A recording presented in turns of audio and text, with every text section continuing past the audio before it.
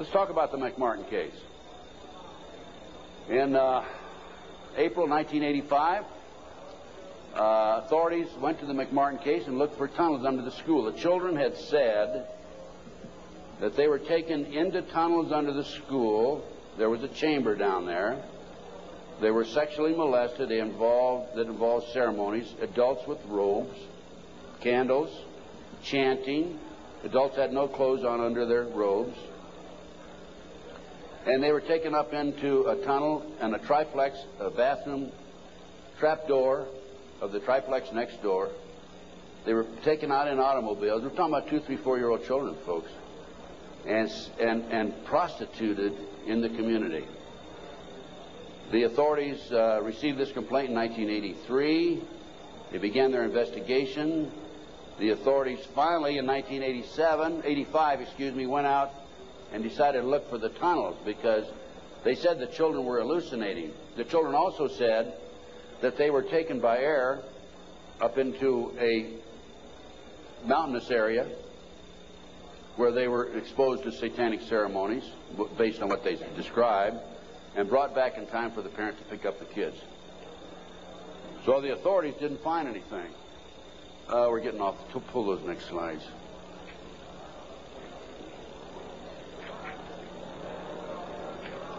Well, I'll tell you what. In the spring of 1993, I heard that the property of the McMartin School had been sold from the McMartin family to the defense attorney, actually given to him. He didn't make enough off the county. His bill was only $3 million. And from there, he said he was broke and he sold it to a contractor. The contractor was going to build an office building on the space.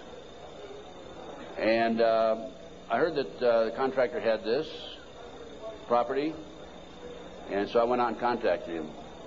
And I said, "Dear sir, I would like to have access to that property." He said, "I'll give you 2 weeks."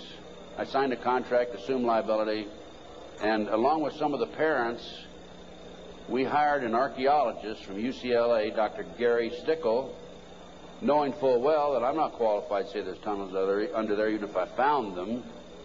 And we began our dig. At the end of 2 weeks, I had to stall, because Dr. Stickle was not quite ready to admit there were tunnels. It took us 34 days.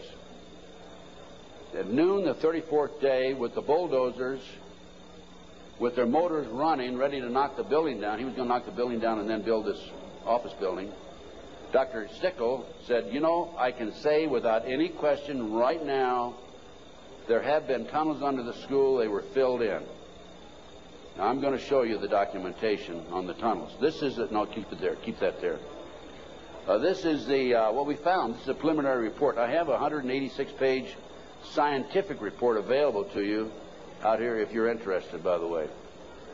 We found a 9-foot wide subterranean entrance under the west wall of dog room. There were 4 classrooms. That was Ray Bucky's room. By the way, Virginia McMartin and Ray Bucky were tried. Virginia, the grandmother, was acquitted. Ray had a hung jury.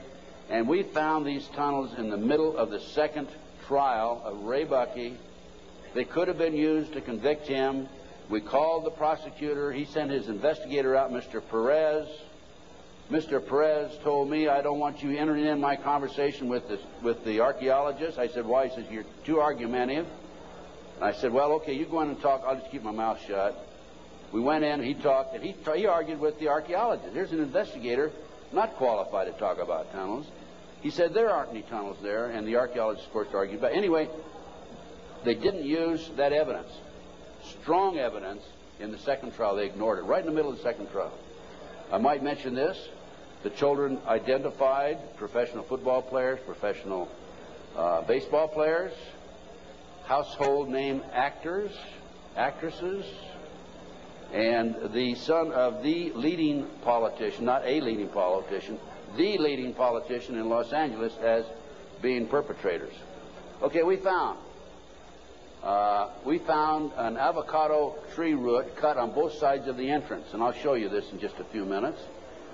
The entrance of the tunnel, as I said, it was 9 feet across the top, and on one side was a live avocado root, on the other side was a dead avocado root. They had to cut that out.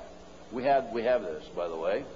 we found a plastic Disney bag, copyright 1982, about 4.5 feet below the classroom floor and 3 to 6 inches in from the entrance and under the foundation. Now, the reason that plastic Disney bag is so important is because we think that they filled the tunnel in 1982 when the complaint was initially brought to the attention of the authorities. I said 83 earlier, it's 82 when the complaint was made.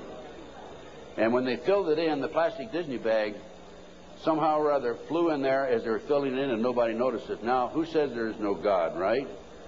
What documentation, fantastic documentation, that that tunnel, the entrance to that tunnel, this is right at the entrance, was filled in 1982 or sometime subsequent to 1982. Mr. Ken Lanning, the outstanding, know-it-all FBI expert, behavioral science, says that I took that garbage bag in 1993 out of a trash can and placed it there, that I planted evidence. Of course, Mr. Lanning says there's no organized satanic movement in this country today. There's only a few dabblers here and there. Thank you, sir. We have another 3 hours to go. Okay, can you hang in there? Okay, the tunnel proceeded south, then 45 feet through classroom 4 and 3 and north, then 10 feet within the classroom 4. The tunnels were 30 inches wide, 44 to 46 inches deep, with the top of the tunnel 30 inches under the classroom floor. The children were able to walk through it. We're talking about young kids now, right? The adults had to stoop down and walk through it, but they could do it.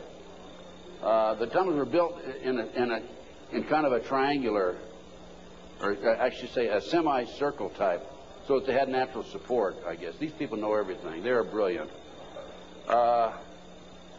The footing between classroom 3 and 4 was arched, for the tunnel passed underneath it, and 12 inches shorter in depth at this location than the same footing 12 feet to the north. I'll show you that in just a minute.